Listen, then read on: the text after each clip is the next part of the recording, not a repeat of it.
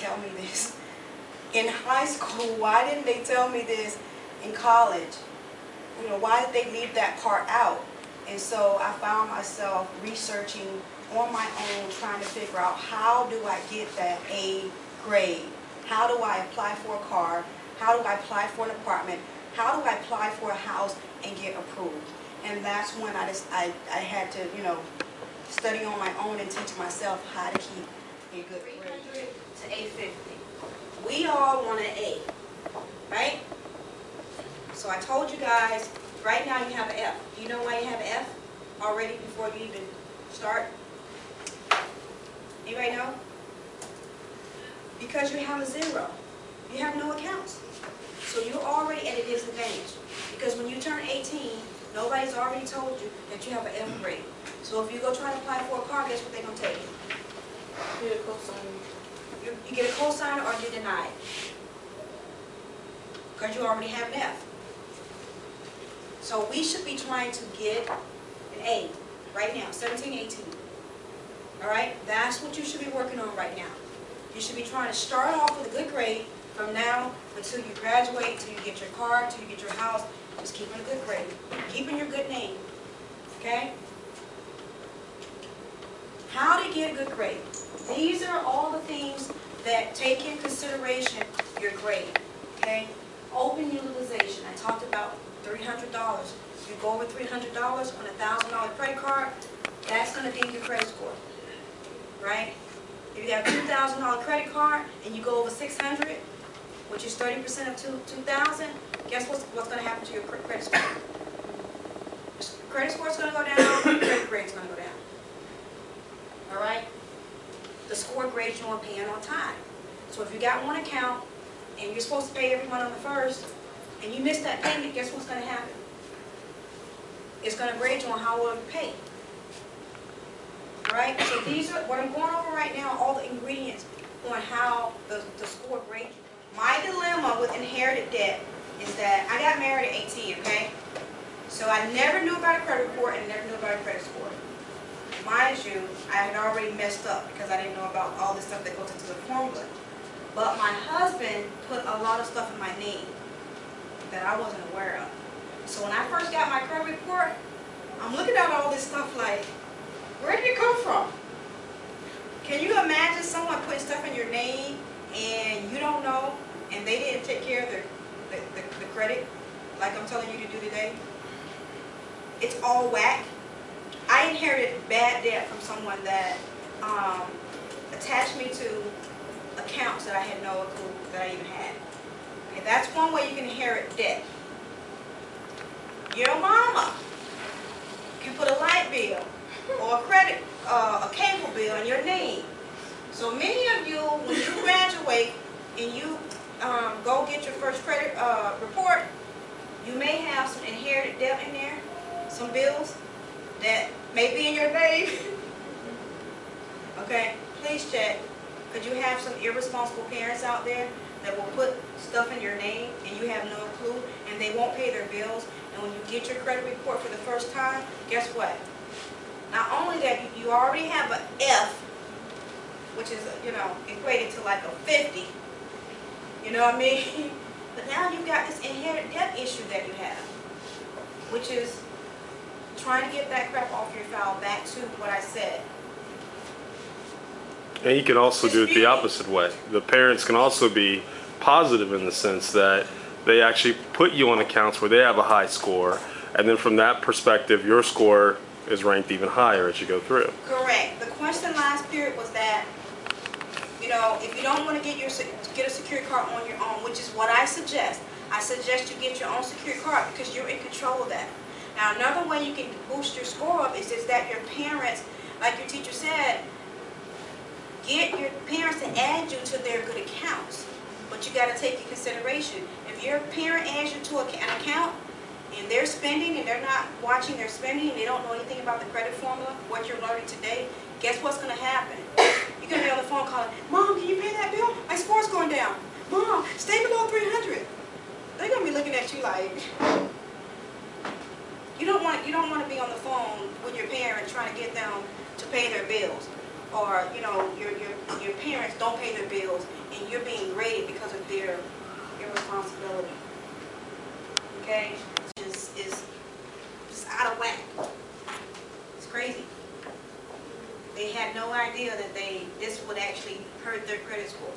Because the only thing they hear in colleges is that you don't have to pay the loan back until you graduate.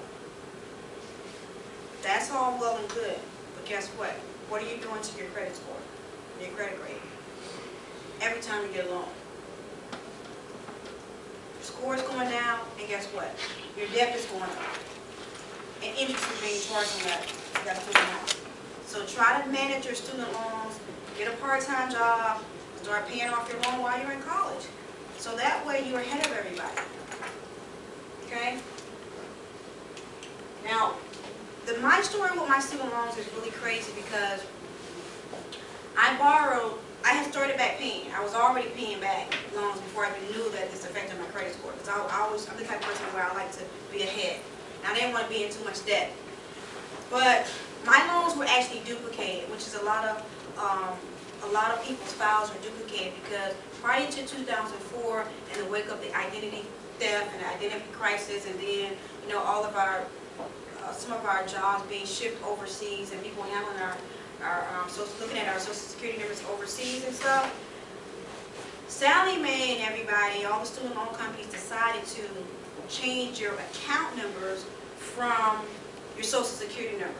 So prior to 2004, most people when they got a student loan, the student loan number was their social security number.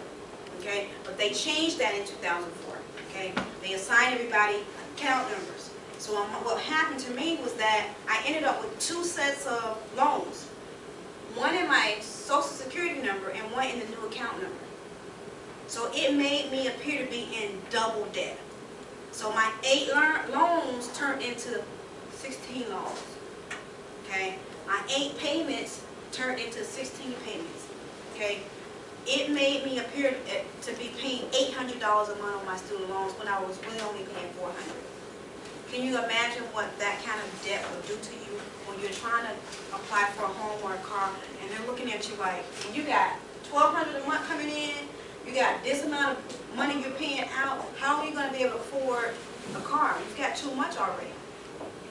So, that was my experience and my horrible dilemma of trying to get this stuff corrected on my file. Okay, now let me tell you, our credit bureau system here in the United States really sucks. It really does. Because there's a process of writing and disputing that you have to go to get this stuff updated and corrected, and sometimes it can take forever. Right now today, I would say out of 8 loans that was duplicated on my file, from 2001 when I graduated from Florida State to now, 12 years later, I have 7 of them corrected. There's still one with my social security number on it. But that's because of the system that we live in, and the credit system is so screwed up, and it's sad, but our accounts are being handled overseas. The disputing process is not really here in the United States, which I have a big problem with. Because if you have a problem, you got to write, you got to call people overseas, and you're speaking to someone in this foreign country that don't understand nothing you're saying. So if you start out at 18 and you have this credit card all the way till you're 30 and you never miss a payment, guess what your grade's going to be on that account? An A. Okay? So you want to make sure that when you start that history of taking care of your credit in your first account, that you take care of it and keep an A on that account. Okay? In the age. Now another thing you want to make sure of that when you turn 18, that your first account, your first couple of accounts stay on your credit file forever. What I'm finding out is that your first accounts are being deleted. So say for example, when I got my first account, it was in 1992, 1993. None of my accounts are there. None of my first couple of accounts that I got are there because they were purged and they were deleted. So what happens is when your good grades get, good accounts get deleted, what does that do to your score? It's kind of biased, right? That's almost like your teacher telling you, I'm not going to count homework. You got all hundreds on your homework, and guess what? He's not counting. But you need that homework to be configured in there. Same thing with your accounts. You want to make sure that you track all of your accounts from the time you get them and make sure they stay on the equation of having too many bills. Because what's going to happen is you're going to have this bill, you're going to have that bill, you're going to have that bill, and you're going to fall into the debt trap. Because guess what? Job uncertainty. You may not know that you're not going to have a job. You know, something may happen. You have to be out of work. You can't pay your bill. And guess what? Score's going to go down. All right? So total accounts, stay under 3 accounts. Inquiries, okay? Stay under 5 inquiries a year. Don't go applying. This is 10% of your score, okay? Derogatory accounts. These are the accounts that will rate you hard. And I'm talking like a 0. I'm talking like if you got all hundreds, and we know what a 0 does to 100 average, right? You should know that by the time you're in high school, right? What do you think a 0 does? What kind of grade do you think you're going to have? It takes you a letter grade, doesn't it? Correct? Same thing here. You got a 700 or a 750, and you default and you don't pay a bill, you're going to lose about 50 to 100 points instantly, just like that. That's the way the score model is. That's why it's very important to make sure you pay your bill. $80 for a secured card, all right? So when you look for your secured card, you want to look at how much this card is actually going to cost you a year, all right? Fifth Third is my #1 bank. Their secured card is $24 a year. Okay. Now remember, the secured card is only the card that you want to get to get your grade. All right. You want to close the secured card after you get your next account, because what it's doing is it's going to open the door for you to actually get an A, so you can apply for credit and get approved. Right now you have an F, so nobody's going to approve you. So the secured card, I suggest keeping it anywhere from 12 months to 24 months. That's my suggestion. Take care of it for 12 months or 24 months to get your grade. Then now you want to step out there and apply for maybe shopping card, a shopping department store card. Okay? Dealers. Go get a dealer's card. So what we want to learn to do is we want to learn to replace each card with a card. Because remember, we only want to have 3 accounts on our whole file. That's the safest way to be. 1 card in the revolving section, one in the real estate, and 1 in the installment. If you stay under 3, that's going to keep your grade really, really good and really high, and it's going to keep you out of debt. And it's also going to teach you how to manage your bills, right? So if you get your first secured card and you open it for $300, the minute you go over $30, what's your score going to do? It's going to drop. So my suggestion is don't spend your secured credit card because it's yours, because it's your money. Wait until you get $1,000 or $2,000 in there before you start spending. A lot of you can do that at 17. You start a savings account so that when it's time for you to get 18, you can go open up your first secured card with $2,000 or $1,000 or whatever. Okay? That's the best way to start off with an A at 18, because you're already at an F. Question? Don't be like me and be hard-headed and wait till the last minute, because now she called me every day. Yeah, Get on my nerves about these $300, but I have other stuff to pay for. But still, don't wait till the last minute, because your points actually count up over the months that you have saved your $300. I think that's right. Yeah, I told her at 17, I said, you've got a year to save $300. How easy is it to save $300 from 17 to 18 with all the money that you get from your parents, all the gifts that you get? $300 is nothing. Okay? And that's just starting it off. Because you can start it off and you can grow it. $300, start it off, go ahead and start off with good grades, so that way you don't have to worry about needing your mom to co-sign. What was the last one after public information? The collection section, this is the derogatory section, when you don't pay your cell phone bill, that Verizon bill or that T-Mobile bill that you have right now and you change companies, guess what? If you owe them some money, it's going to go in that section. All right? The inquiry section is very, very important. This is where 10% of your overall credit report, okay? So the inquiry section is the amount of times that you actually apply for credit. And let me tell you how important this section is. Say you're borderline. Say you got 88% and you short that 2%, 2 points to get that 90. This is where this section is really gonna save you some money. If you got your full 10% in that section. So don't go crazy applying for credit and applying for credit and don't get your whole 10% in there. Your inquiry, you should stay under 5 inquiries a year. Okay? Don't just go applying for credit, applying, and you got to zero take care of our credit so it can take care of us. We want to learn all the good secrets and all the good ways on how to get those points to help make it go higher and higher. Okay?